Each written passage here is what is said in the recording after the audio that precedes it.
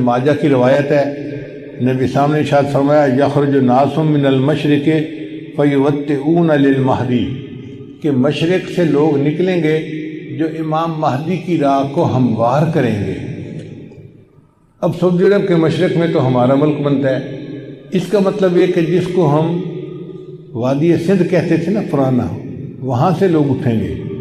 یہ پاکستان اور افغانستان کے درمیان کا ایک علاقہ بنتا ہے۔ اللہ ایمان والوں کو یہاں سے اٹھائیں گے اور پھر وہ امام مہدی کے آنے کی راہ ہموار کریں گے۔ بیت المقدس 3 مرتبہ فتح ہوا۔ ایک مرتبہ عربوں نے فتح کیا حضرت عمر رضی اللہ عنہ کے زمانے میں بغیر لڑائی کے، کافروں نے چابیاں ہی حوالے کر دی تھی۔ دوسری فتح پھر کردستان کا ایک نوجوان تھا جس کا نام تھا صلاح الدین ایوبی، اس نے صلیبی جنگیں لڑی اور کافروں سے بیت المقدس کو فتح کروا لیا۔ اب تیسری مرتبہ وہ پھر فتح ہوگا، اور ہمارا یہ گمان ہے کہ اللہ تعالیٰ یہ اعزاز پاکستان کے لوگوں کو عطا فرمائیں گے انشاءاللہ۔ اس ملک کو اللہ نے بنوایا ہی اس لیے ہے کہ اس ملک سے اللہ تعالیٰ نے ایسی فوج اٹھانی ہے، ایسے لوگ اٹھانے ہیں کہ جو دین کے لیے اٹھیں گے اور امام مہدی کی راہ کو ہموار کر دیں گے، ان کے لشکر کے فوجی بنیں گے۔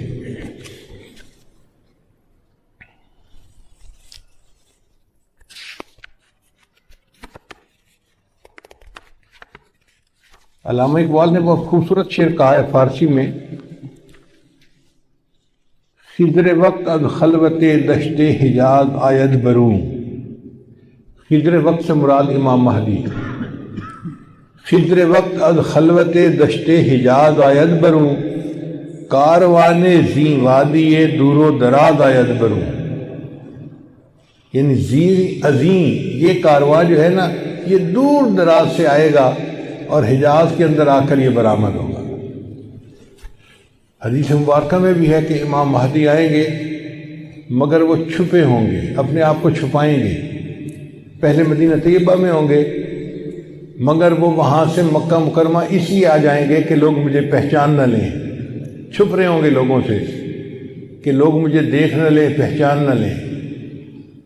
لیکن جب مکہ مکرمہ میں وہ طواف کر رہے ہوں گے تو وہ حجر اسود کے قریب آئیں گے تو ایک غیب سے آواز آئے گی کہ لوگوں یہ مہدی ہیں، تم ان کی بیعت کر لو۔ تو لوگ ان کے ساتھ بیعت کر لیں گے اور پھر ان کے ساتھ ایک لشکر شروع ہو جائے گا۔ یہ لشکر ایسا ہوگا کہ جس نے بالآخر بیت المقدس کو فتح کرنا ہے۔ حدیث مبارکہ میں ہے کہ کالے جھنڈے یہ لے کر لوگ اٹھیں گے اور وہ اس کو جا کر بیت المقدس کے اندر گاڑیں گے، یعنی امام مہدی کے ہاتھ پہ اللہ تعالیٰ بیت المقدس کو فتح کروائیں گے۔ پھر امام مہدی موجود ہوں گے تو ان کی موجودگی میں حضرت عیسیٰ علیہ السلام بھی آئیں گے۔ دمشق کی ایک مسجد ہے، اس مسجد میں وہ نماز کے لیے کھڑے ہوں گے، تکبیر کہی جائے گی تو اتنے میں حضرت عیسیٰ علیہ السلام اس مسجد کے مینارے کے اوپر اتریں گے آسمان سے۔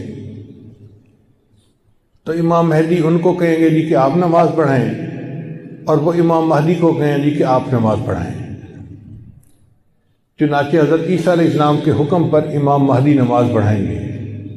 یہ اعزاز ملے گا ان کو کہ حضرت عیسیٰ علیہ السلام ان کے پیچھے نماز ادا کریں گے۔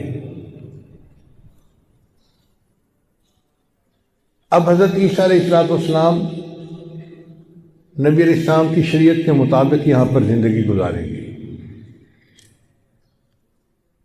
یہ ان کے لیے بھی اعزاز کہ انہوں نے دعا مانگی تھی کہ اللہ مجھے اپنے محبوب کی امت میں ہونے کا شرف عطا فرما، تو اللہ نے ان کو آسمانوں پہ بلا لیا اور پھر اللہ ان کو دوبارہ بھیجیں گے تاکہ وہ اس شرف کو حاصل کر سکیں۔ پھر حضرت عیسیٰ علیہ السلام بیت المقدس آئیں گے، اتنے میں دجال بھی آ جائے گا۔ اب دجال جو ہے وہ پوری دنیا کے اندر کفر کو پھیلائے گا۔ اس کے پاس ٹیکنالوجی ایسی ہوگی کہ بارش برسے گی، کھیتیاں زیادہ ہو جائیں گی، پھل زیادہ ہو جائیں گے، اور لوگ اس کے پیچھے لگ جائیں گے مادی وسائل کی وجہ سے۔ بلکہ حدیث پاک میں آتا ہے کہ اس کی پیروی کرنے والی عورتیں زیادہ ہوں گی، کیونکہ عورتوں میں مادیت پرستی زیادہ ہوتی ہے، چمک دمک ان کو زیادہ کھینچتی ہے، تو یہ دجال کے فتنے میں زیادہ گرفتار ہوں گی۔ پھر حضرت عیسیٰ علیہ السلام کو جب پتہ چلے گا تو وہ دجال کی پیچھا کریں گے کہ اس کو قتل کریں۔ اب دجال وہاں سے بھاگے گا، تو بھاگ کے کہاں جائے گا؟ وہ اسرائیل جائے گا، اور وہاں پر ایک جگہ ہے، اس کا نام ہے باب لد۔ اس وقت بھی اسرائیل میں ایک ایئرپورٹ ہے، اس کا نام ہے لد ایئرپورٹ، شہر کا نام بھی لد ہے، اور اسرائیل والوں نے وہاں پر ایک دروازہ بنایا ہے، اس کے اوپر انہوں نے باقاعدہ لکھا ہے باب لد۔ 1400 سال پہلے نبی علیہ السلام نے فرما دیا کہ اس جگہ پر دجال پہنچے گا تو عیسیٰ علیہ السلام وہاں پر اس کو قتل کر دیں گے۔ بہت عرصہ میں یہ سوچتا رہا کہ دجال نے بھاگنا تھا تو کہیں پہاڑوں میں روپوش ہو جاتا، رشیا کے پہاڑ ہیں، دوسرے ملکوں میں پہاڑ ہیں، پہاڑی سلسلے تو بہت ہیں پوری دنیا میں، تو یہ مقام لد کا کیا معنی؟ بعد میں بات سمجھ میں آئی کہ لد کا جو ایئرپورٹ ہے نا وہ سپیس پورٹ بھی ہے، یعنی وہاں سے جہاز بھی اڑتے ہیں اور وہاں سے خلائی گاڑیاں بھی اڑ کے خلا میں جاتی ہیں۔ اس کا مطلب یہ کہ دجال یہ چاہے گا کہ میں لد پہنچوں اور وہاں سے سپیس شپ میں بیٹھ کے میں خلا میں چلا جاؤں، کیونکہ دنیا میں تو مجھے یہ نہیں چھوڑیں گے، تو میں یہاں دنیا سے چلا ہی جاؤں، تو اس کی کوشش یہ ہوگی کہ میں یہاں سے خلا میں چلا جاؤں، مگر اللہ تعالیٰ فضل فرمائیں گے اور عیسیٰ علیہ السلام اس کو اپنی فلائٹ لینے سے پہلے لد کے مقام پہ قتل کر دیں گے۔ پھر اس کے بعد عیسیٰ علیہ السلام بیت المقدس کے تخت پر بیٹھ کر پوری دنیا کے فیصلے کریں گے، پوری دنیا کی حکومت عیسیٰ علیہ السلام کے ہاتھ میں ہوگی۔ پھر عیسیٰ علیہ السلام صلیب کو توڑیں گے اپنے ہاتھوں سے، اور پھر یہود و نصارہ میں جو ان کی مخالفت کرے گا اس کو وہ قتل کریں گے، حتیٰ کہ ایک ایسا وقت آئے گا کہ پوری دنیا میں ایک بھی بندہ غیر مسلم نہیں رہے گا، سارے مسلمان ہوں گے۔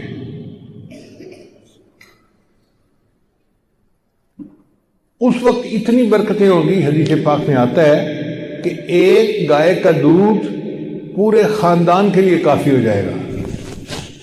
اب یہ بات تو سمجھ میں آتی ہے، آج ایسی گائے بن گئی ہیں جو 100 لیٹر دودھ دیتی ہیں ایک دن میں۔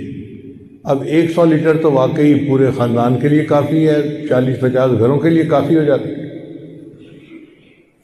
یہ باتیں نبی صاحب نے اس وقت فرمائیں جب کہ لوگوں کو اس کا تصور بھی نہیں ہو سکتا تھا۔ میرے آقا صلی اللہ علیہ وسلم کی نگاہ کیسی تھی؟ یہ نگاہ نبوت تھی جو بہت دور دیکھ لیتی تھی، کہ 1400 سال پہلے بیٹھ کر ایسی باتیں کیں جیسے آج اپنی آنکھ سے دیکھ کے کوئی بندہ بات کر رہا ہوتا ہے۔ پھر عیسیٰ علیہ السلام فوت ہو جائیں گے، اور اس کے بعد جو بگاڑ آئے گا نا وہ پرماننٹ بگاڑ ہوگا، اور اس کے بعد پھر قیامت قائم ہوگی علی شرار الناس، ان لوگوں پر جو سب سے زیادہ شریر لوگ ہوں گے۔ تو ایسے لگتا ہے حالات سے کہ قیامت کے بڑی بڑی نشانیاں پوری ہو گئیں، اب امام مہدی کے آنے کا وقت بہت قریب ہے۔ یہ جو حالات میں اتنی بڑی تبدیلی نظر آ رہی ہے نا، یہ